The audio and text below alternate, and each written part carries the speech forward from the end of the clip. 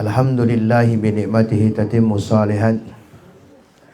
Asyhadu an la ilaha illallah wa asyhadu anna Muhammadan abduhu wa rasuluh la nabiyya wa la rasula ba'dah. Allahumma salli ala Muhammad wa ala ali Muhammad kama sallaita ala Ibrahim wa ala ali Ibrahim innaka Hamidum Majid. Qala Allah Ta'ala fil Qur'anil Karim fa huwa asdaqul qailin. Ba'da auzubillahi minasyaitonir rajim. Bismillahirrahmanirrahim. Ya ayyuhalladzina amanu taqullaha haqqa tuqatih wa la tamutunna illa wa antum muslimun. Wa qala ya ayyuhalladzina amanu taqullaha wa qulu qawlan sadida yuslih lakum a'malakum wa yaghfir lakum dzunubakum wa may yuti'illaha wa rasulahu faqad faza fawzan 'azima. Wa qala Rasulullah sallallahu alaihi wasallam ittaqillaha haitsuma kunta watbi sayyatal hasanata tamhuha wa khaliqin nas bihulukin hasanin. Amma ba'd. Para jamaah yang dirahmati oleh Allah Subhanahu wa taala, ibu-ibu yang hadir di tempat ini, mudah-mudahan kehadiran kita membawa berkah bagi semuanya. Kehadiran kita memberikan rahmat, menjadi penyebab turunnya berkah dan rahmat Allah kepada kita semua, sehingga betul-betul kita bisa menjalankan kewajiban-kewajiban kita, kewajiban kita kepada Allah, kewajiban kita kepada keluarga, kewajiban kita kepada masyarakat, kewajiban kita kepada semuanya. Untuk itu teruslah kita bersyukur kepada Allah, teruslah kita taat, menancapkan ketaatan kita, meningkatkan ketakwaan kita, meningkatkan ibadah kita, melaksanakan kebaikan-kebaikan yang Allah perintahkan kepada kita, sehingga dengan itu Allah berkenan menambahkan nikmatnya kepada kita. La in sakartum la azidannakum wa la in kafartum inna azabi lasadid. Barang siapa yang bersyukur atas nikmat kepada Allah, pasti akan aku tambahkan nikmatku kepadanya. Dan barang siapa yang ingkar, barang siapa yang kufur, barang siapa yang tidak mengakui nikmat-nikmat Allah, maka azab Allah sangat pedih. Salawat dan salam kita haturkan kepada Nabi besar Muhammad sallallahu alaihi wasallam, kepada keluarga beliau, sahabat-sahabat beliau, tabi'in, itba'ut tabi'in, dan seluruh pengikut-pengikutnya yang setia mengikuti sunnah-sunnah beliau sampai hari kiamat nanti. Dan kita bermohon menjadi salah satu dari pengikut itu. Amin ya rabbal alamin.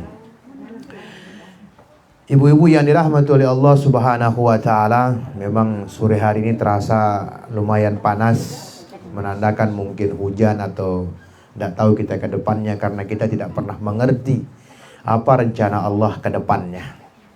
Pada pertemuan minggu yang lalu kita sudah sampaikan satu kalimat dari Ibnu Qayyim al-Jauziyah.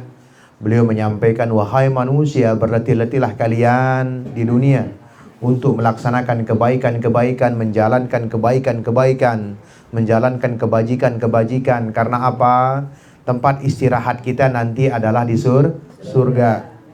Sesuai dengan apa yang disampaikan para ulama juga, la rohah fid dunia. Di dunia bukan tempat kita santai-santai, leha-leha, tapi di dunia tempat kita bekerja keras. Di dunia tempat kita berletih-letih untuk mencari kebaikan. Maka sore hari ini ada satu pertanyaan yang ingin kita sampaikan kepada diri kita semua. Siapkah kita mati? Setelah kita membahas kebaikan-kebaikan, setelah kita membahas tentang hal yang harus kita lakukan di dunia, pertanyaan yang harus kita tujukan kepada diri kita adalah, siapkah kita mati? Bukankah Allah sudah menentukan ajal kita? Bukankah Allah Subhanahu wa ta'ala sudah menentukan takdir kematian kita? Vonis mati sudah Allah berikan kepada kita. Wah piang naite, ya, saat mati, ditebau mundur, ditebau maju, semua sudah sesuai dengan kondisinya, sesuai dengan takdir Allah Subhanahu wa ta'ala. Maka pertanyaannya adalah, sudah siapkah kita mati?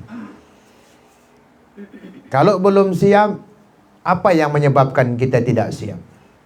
Kalau kita nyatakan siap, sejauh mana persiapan-persiapan kita? Sebanyak apa amal-amal yang sudah kita lakukan?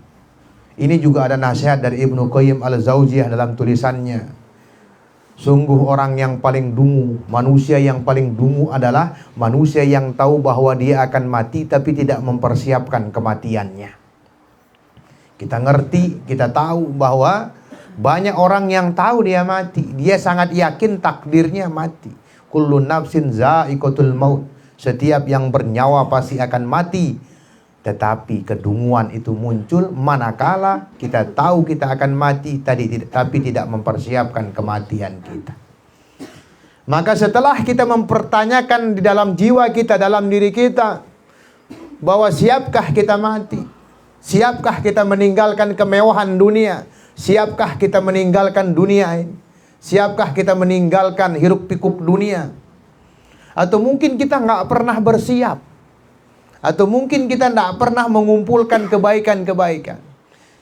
Kita juga sudah ingatkan bagaimana nasihat Fudail bin Iyad tentang ketika manusia sudah mencapai umur 40 tahun, 50 tahun, 60 tahun, saatnya dia berbekal dengan kuat. Saatnya dia berbekal kebaikan yang banyak. Karena apa? Masa sudah semakin mendekat. Masa untuk menghadap Allah sudah semakin dekat. Jangan tertipu dengan badan yang sehat, karena kematian tidak pernah menghampiri orang-orang yang sakit saja. Kematian bisa menghampiri siapa saja. Kematian bisa menghampiri orang-orang yang sehat. Dan nulek minta dengan si sakit kematian ini. Ya, dah kata sehat, menuah waktu entah mati. Ya, jangan tertipu juga dengan umur yang muda.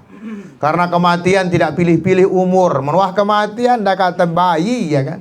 Kalau sudah kematian itu, maka kematian itu adalah pasti. Nasihat yang berharga dari Ibrahim bin Adham, ya kan. Beliau mengatakan, berbuatlah semau kalian, i'mal masyi'ta ka'annaka tamutu godan. Berbuatlah semau kalian, tapi ketahuilah pasti kalian akan mati besok. Gawe be apa melenta, ya. Gawe be apa pemelintah, berbuat jahat, main dum, malang, minum, ketahuilah pasti kalian akan mati besoknya.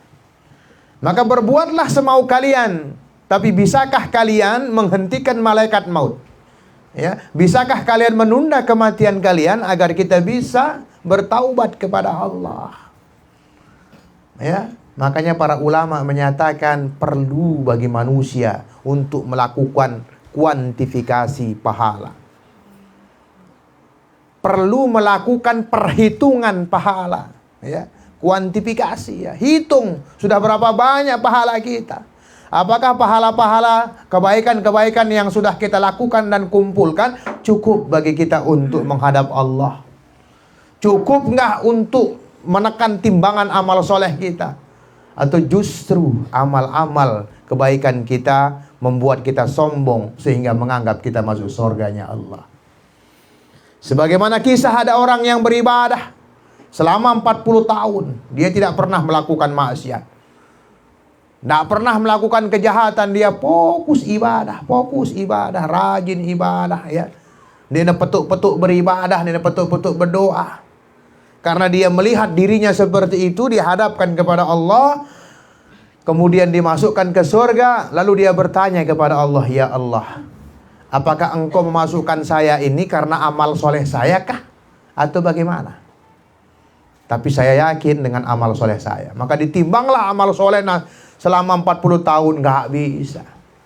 Ternyata kita masuk surga itu karena keridhaan Allah subhanahu wa ta'ala. Jadi tugas saleh dunia ibu-ibu, tugas kita di dunia itu menyenangkan Allah. Membuat Allah ridho kepada kita, membuat Allah senang kepada kita. Maka jangan pernah remehkan kebaikan-kebaikan. Ya. Karena si Mia itu tamat surga bukan karena banyaknya kebaikan kita, bukan karena besarnya kebaikan kita, tapi Allah senang melihat kebaikan yang kita kerjakan. Ya. Makanya Imam Abu Hanifah ngomong, kalau saya ngerti satu saja amal saya diterima oleh Allah subhanahu wa ta'ala, cukup pangkuino doang. Saya cukupkan hanya itu. Karena apa? Kita tidak perlu bersusah payah. Kalau kita ngerti, kita pasti masuk surga. Maka perbanyak amal itu, ya. Kebajikan-kebajikan yang kita lakukan di dunia ini untuk membuat Allah ridho kepada kita. Ya kan? Yang pun dia terkanggu mamerang kebaikan, tak kenapa Allah murka. Ya kan? Tidak boleh menganggap diri kita lebih hebat dibandingkan orang lain. Ya, tidak boleh mengkerdilkan orang lain karena Allah nggak suka sifat sombong. Apa sifat sombong itu? Batorul haq wa gomtun nas. Sombong itu adalah batorul haq, menolak kebenaran. Ditembelin nerima kebenaran, mendik nelekani itu. Tidak mau kita menganggap itu sebagai sebuah kebenaran kalau bukan ustadz kita, bukan kiai kita, bukan tuan guru kita. Ya, tidak mau kita menerima kebenaran. Sombong. Wa gomtun nas, dan meremehkan manusia, ya kan? Dia terkanggung ngeremehang manusia, ya kan? Yang pun perlu berlapang-lapang dada. Degu ite kadang-kadang lupa remehang ta manusia, ya. Marah Pepu, ya kan? Saya cinta banget sama Pepu Jamal nih, masya Allah, ya kan? Beliau rajin ke sini, ya kan? Tapi ibu-ibu kadang lupa meremehkan beliau, menuah berketuan, selipumu nih, hati-hati, ya kan? Hati-hati. Maka saya ingat janji saya sudah buatkan beliau ini, itu kan, doa iftitah, ya kan? Barah dojo yang pada baca lebali artina, ya kan? Masya Allah, ya kan? Kita kadang-kadang melakukan kebaikan tapi melupakan bahwa kita kadang-kadang meremehkan manusia. Ya kan, hati-hati. Ya. Seberapa besar kebaikan yang sudah kita lakukan. Seluwe apa wah lakuang tak kebaikan. Ya kan? Ingat amalan-amalan kebaikan-kebaikan itu pasti arak tantangannya. Ya kan? Huffatil jannah bil makarih wa huffatin nar bis syahwat. Rawahu Muslim, ya kan? Ketahuilah bahwa sesungguhnya sorga itu dihiasi dengan hal-hal makarih, hal-hal yang sekat. Makanya amalan-amalan sorga itu ya berat. Maka ibu-ibu harus bersyukur, ya kan, bisa ke sini, ya kan? Karena nggak banyak orang mau mendengarkan pengajian. Nggak banyak orang mau meluangkan waktunya untuk mendengarkan pengajian. Kapira itu lek pegadang ini rasakan emelingi, ya kan? Ya kan? Kadang-kadang ada ujian kebaikan. Bisakah kita memfokuskan ibadah kita, lebih memilih ibadah kebaikan kita dibandingkan kesibukan kita? Kadang-kadang ujinya itu si Allah Subhanahu wa taala. Contoh, ya kan? Kenapa kita buat pengajian jalur rebu dua kali dalam sebulan, ya kan? Kenapa? Kita pengen ibu-ibu bisa memprioritaskan apakah menuruti kesenangannya atau menuruti kebaikan. Arak sudut tebu hadir, ustazah kita senam. Ya kan? Itu ujian. Bukan tidak boleh senam. Tapi ada skala prioritas. Karena ujian-ujiannya begitu. Kadang ketika kita menasehatin orang, mudah.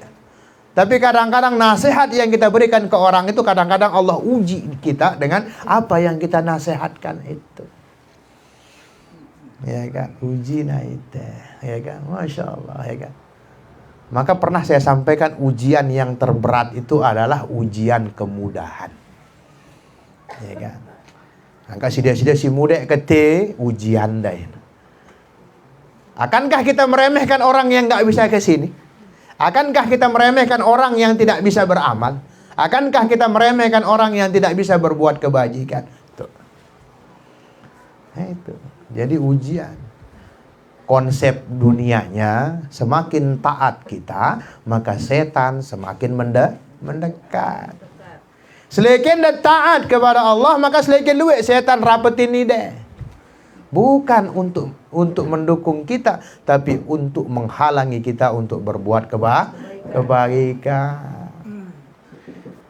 Maka jangan pernah meremehkan kebaikan apapun. Karena kadang-kadang kebaikan yang dianggap kecil justru itu yang membawa ke ke surga. Ingat cerita seorang perempuan pendosa di zaman Bani Israel, Allah karuniakan dia surga hanya gara-gara memberi minum anjing. Ada seorang wanita yang baik dimasukkan ke neraka hanya gara-gara membiarkan kucingnya kelaparan di dalam kandangnya. Tuh.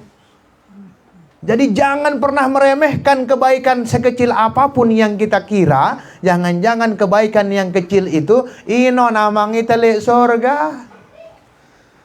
Ya kan? Jangan-jangan ketika Bu Haji berdagang di pasar, justru pemberian dia kepada seorang pengemis itu yang membuat dia masuk surga. Karena dia ikhlas. Ya kan? Atau jangan-jangan kadang perbuatan buruk yang kita anggap kecil, yang kita remehkan, itu membuat kita masuk neraka. Remeh kelihatannya. Tidak kasih kucing makan, ya kan? Ya kan? Jangan seperti orang-orang yang sangat merugi. Manakala Allah berikan dia hidayah, tapi dia tunda kebaikannya. Ada sebuah kisah yang sangat populer tentang orang yang sangat merugi di dunia. Seorang pendosa yang kesehariannya suka minum minuman keras, suka melakukan perbuatan-perbuatan yang keji, perbuatan-perbuatan yang dibenci oleh Allah Subhanahu wa ta'ala. Tapi suatu ketika Allah berikan dia tetesan hidayah dalam hatinya, sehingga dia memikirkan kematiannya.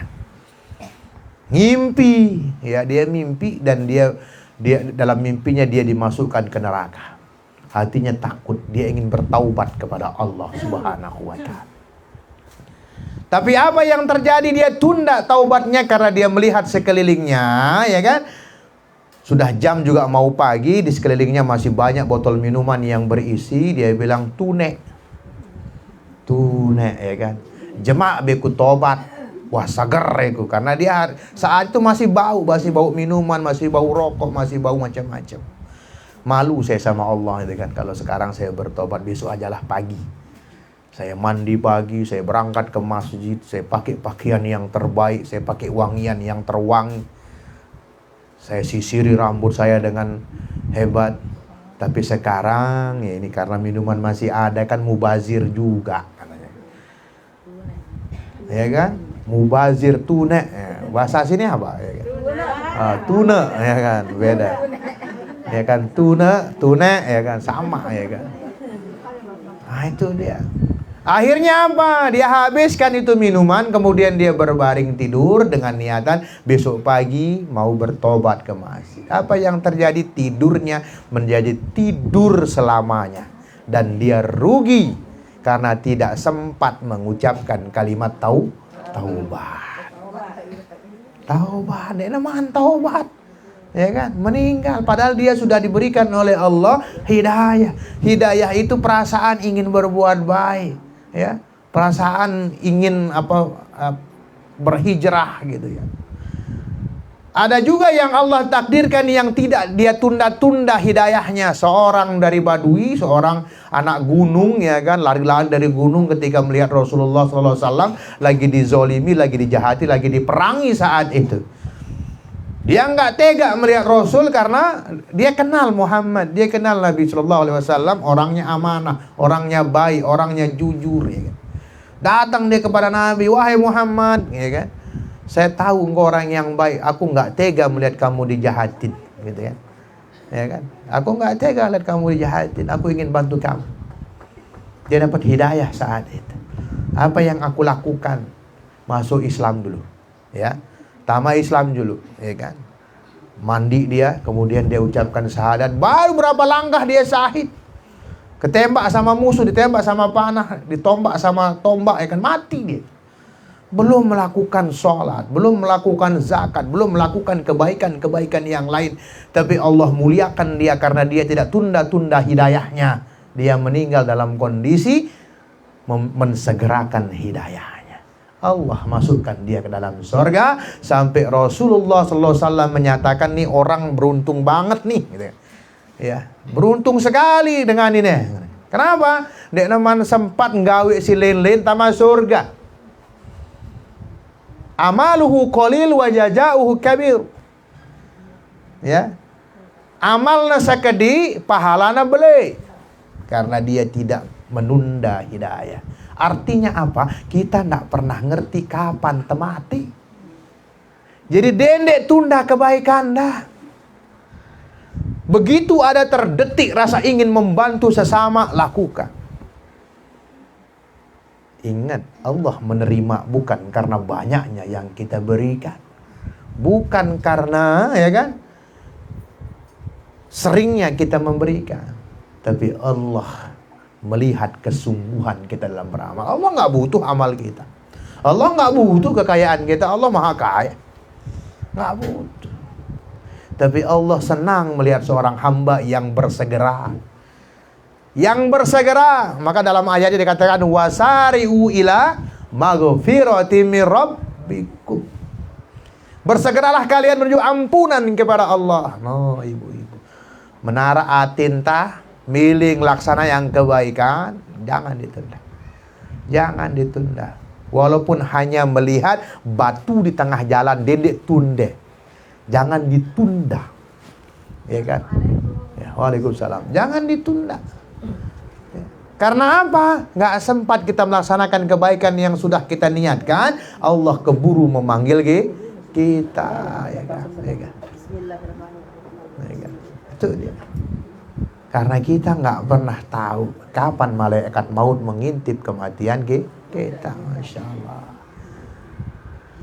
Wasari'u ila maghfiratin mir rabbikum. Bersegera. Jadi melaksanakan kebaikan-kebaikan itu segera. Bukan ditunda bareh, ditunda nanti, ditunda jemak ende. Ya kan? Segera. Maka saya dengar tadi ya kan dari Ibu Nyai, Masya Allah, saya terharu. Ya kan? Papu Jamal kesini pakai ojek bawain kita pisang. Allahu Akbar. Ya kan? Semoga Allah berkahi beliau ya kan. Semoga Allah ampunkan dosa-dosanya. Ya kan? Ya kan? Semoga tetap kebaikan tetap beliau laksanakan. Karena perlu kita juga menunjukkan kebaikan ibu-ibu, ya kan? Kenapa? Agar orang termotivasi. Ini bukan pamer. Ya, antara pamer dengan menunjukkan kebaikan itu beda. Antara riak dengan izhar itu beda. Riak itu niatnya ingin dipuji. Ya, tapi kalau izhar menampakkan kebaikan agar orang termotivasi. Ya. Itu dia sama bunda ini ya kan, dia pakai pakaian ini biar orang termotivasi juga seperti ini ya kan, ya nggak ngurangi kecantikan kok gitu kan, nggak ngurangi yang lain-lain kok, tetap bisa beribadah, tetap bisa bekerja, tetap bisa datang ke pengajian gitu.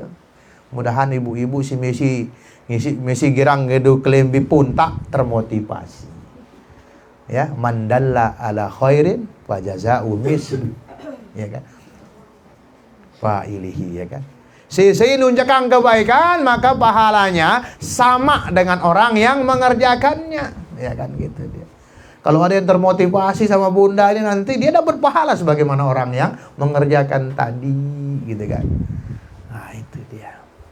Lagi-lagi kita nggak tahu kapan kita mati, maka selalu tanyakan dalam hati kita, wasiap ndak ite mati, wasiap ndak ite mati.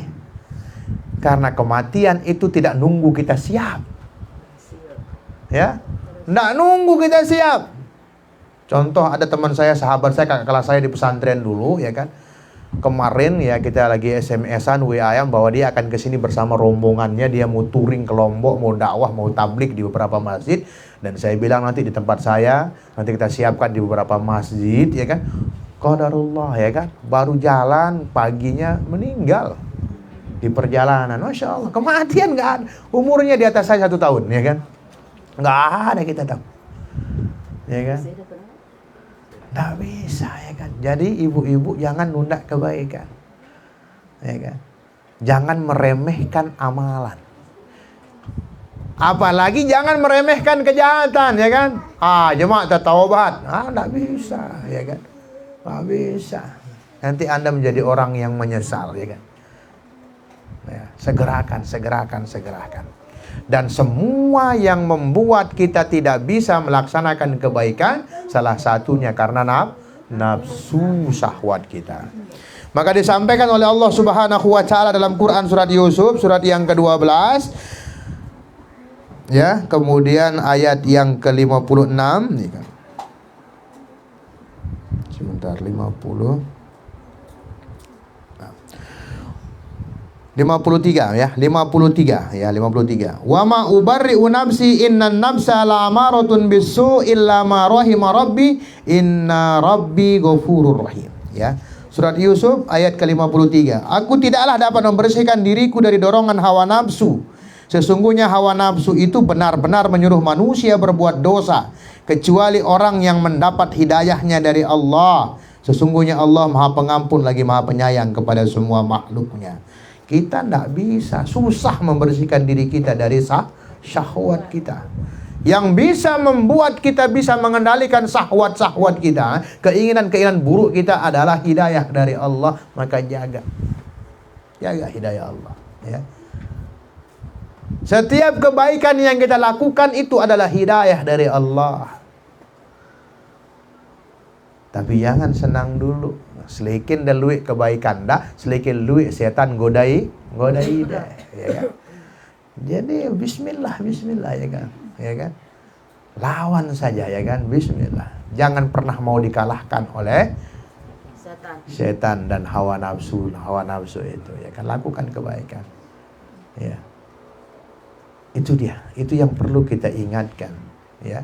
Perkataan Ibnu Qayyim al-Jauziyah, subhanallah ya kan, luar biasa indah banget ya kan. Ya kan? Sungguh kedunguan manusia manakala dia tahu dia akan mati tapi dia tidak mempersiapkan kematiannya. Nah, yang membuat kita lupa menyiapkan kematian kita adalah syaitan. Iblis, karena iblis sudah berjanji kepada Allah akan menggoda anak cucu Adam baik dari depan, belakang, atas, bawah, lepuk lekan. Ya. Lekan pintu sisi ini ada bau, masih ada pintu berikutnya. Ya. Tugas kita hanya memastikan bahwa kita mati dalam kondisi melaksanakan apa yang Allah perintahkan. Ya ayyuhalladzina amanu taqullaha haqqa tuqatih. Wahai orang-orang yang beriman, takutlah kalian kepada Allah, taatlah kalian kepada Allah. Wala tamutunna illa wa antum muslimun. Dan jangan kalian mati kecuali dalam kondisi berserah diri kepada Allah. Kita sampaikan juga hadis Rasulullah SAW tadi ya. Ittaqillah haitsuma kunta. Takutlah kalian di mana saja kalian berada. Ya, wat bi sayyatal hasanatamhuha. Ya kan. Iringilah segala perbuatan dosa itu dengan banyak kebaikan, dengan kebaikan-kebaikan. Mentesadar wah ngelakuang kejahatan, segera berbuat baik. Ya. Agar apa? Sebagaimana di Quran surat Hud Allah katakan, innal hasana yuzhibna sayyiat. Sesungguhnya kebaikan itu bisa menghapus kedosaan. Sedikit luit melaksanakan kebaikan, sedikit luit berbuat baik, sedikit luit melakukan apa yang Allah perintahkan, insya Allah terlupa kita melakukan keburukan. Ya, terlupa. Ya, Bu, mari sibukkan diri kita. Sibukkan diri kita untuk senantiasa memikirkan kebaikan sehingga lupa kita memikirkan keburukan. Sibukkan tangan kita untuk membantu sesama sehingga kita lupa menggunakan tangan kita untuk berbuat kedosaan. Sibukkan lisan kita untuk zikir kepada Allah agar hati kita tenang sehingga kita tidak lagi menghujat orang dengan lisan kita. Ya kan? Itu yang harus kita lakukan ibu-ibu ya kan. Ya kan. Bukan karena si deluan umur dah pada jualan mati endah ya kan. Kadang-kadang kita pun pasti duluan meninggal. Maka mari kita saling mendoakan ya, saling doakan. Minimal doa yang kita sampaikan kepada saudara kita adalah salam. Assalamualaikum warahmatullahi wabarakatuh. Ya, enggak berat untuk mengucapkan salam, ya kan? Ketemu salam ya kan? Tapi jamaah ibu-ibu ini masih susah ya, kalau masuk sini saya jarang dengar salam tuh ya kan? Ya kan? Ibu Emma kalau sini masak jarang salam ya kan? Ya kan? Saya perhatikan itu ya kan? Salam dari sana, Assalamualaikum gitu kan, dapat nanti kebaikan, masya Allah, doa. Ya kan? Bahkan ada salah seorang sahabat Nabi Shallallahu Alaihi Wasallam dikisahkan ketika saat itu Nabi datang kepada dia, dia ngintip dari jendela, ya kan? Dia ngintip, ya kan? Ketika Nabi, Assalamualaikum warahmatullahi wabarakatuh sekali, dia dulu jawab, nah, saja nah, ya kan? Lagi Nabi mengucapkan salam, ya kan? Diam dia, ya kan?